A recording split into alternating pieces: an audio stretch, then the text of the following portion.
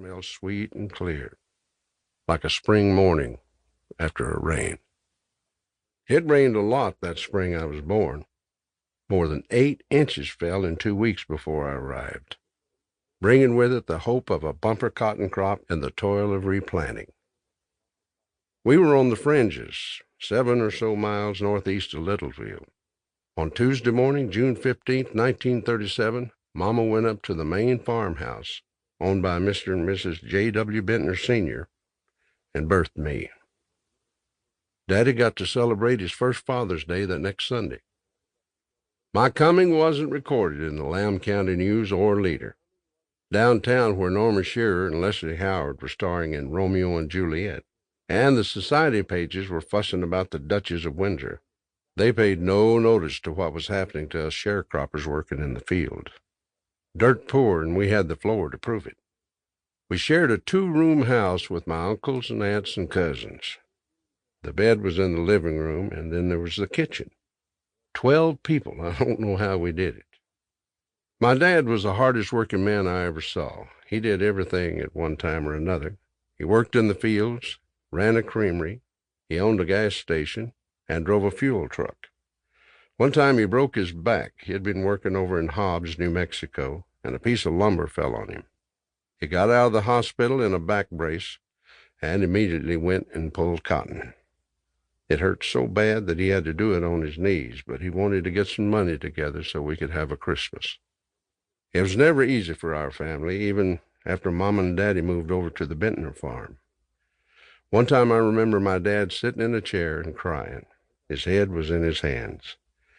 Daddy had worked sun up, sun down on the farm and then milked 20 head of cattle, and we still didn't have anything to eat. $1 a day was what he made. Yet it wasn't a rare thing to see him laugh. He laughed a lot. When he smiled, the whole room lit up. Kids trusted him. My dad could walk up to a child, and they might be bashful and shy and turning away. But in just a few minutes, they'd be right over there cuddling next to him. He was constantly joking. Daddy finally got him enough money together to buy a truck. He had a 41 Ford short bed, a bobtail they called them. We were doing all right for a while, even if Mama tells a story of how she had to put me up on the stove while she was cleaning the house to keep the rats from getting me. That's kind of country, ain't it? They were originally going to name me Waylon, W-A-Y-L-A-N-D, land by the highway. It's no wonder I've spent my life on the road. But when a Baptist preacher stopped by to visit Mama and said, "Oh, I see you've named your son after our wonderful Waylon College in Plainview," well, she immediately changed the spelling to W-A-Y-L-O-N. Now, we were solid Church of Christ, saved by baptism instead of faith. She never got around to switching it on the birth certificate, and for a while I didn't like Waylon. It sounded corny and hillbilly to me. But it's been good to me, and I'm pretty well at peace with it now. When you're born in Texas, you think you're a little bit taller, a little bit smarter, and a whole lot tougher than anybody else. Now, when you get out in the world and find out you ain't, that's a grand awakening. It's a country unto itself. It really is, 'cause it's the only state that was a country before it was a state. And people who live there still feel that way. My wife, Jessie, hit it right on the head. She says they think the rest of the world is overseas. Of course, she's from Arizona, and she knows what it's like being around cowboys. We could just dream about being cowboys. For us, life on the farm was all we could look forward to.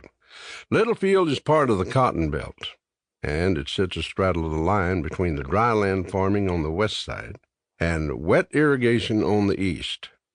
And we pulled cotton all around Littlefield, getting up at 4 in the morning to be in the field before dawn. It would already be so hot and dry that the gnats would be swarming in your eyes, trying to get at the moisture. By the time the day was too hot for them, we'd be halfway down the row, hunched over, dodging snakes, pulling the bowls and chopping at them, trying to get to the other end where the water jar was. There's a saying, "He's in high cotton now," which means it's easier to pull or to pick it. You don't have to bend over. Now, for low cotton, which is thicker on the bush, To keep listening to this audiobook for free, click the link in the description. It will take you to a free Audible trial where you can listen to this and many other books for free for 30 days.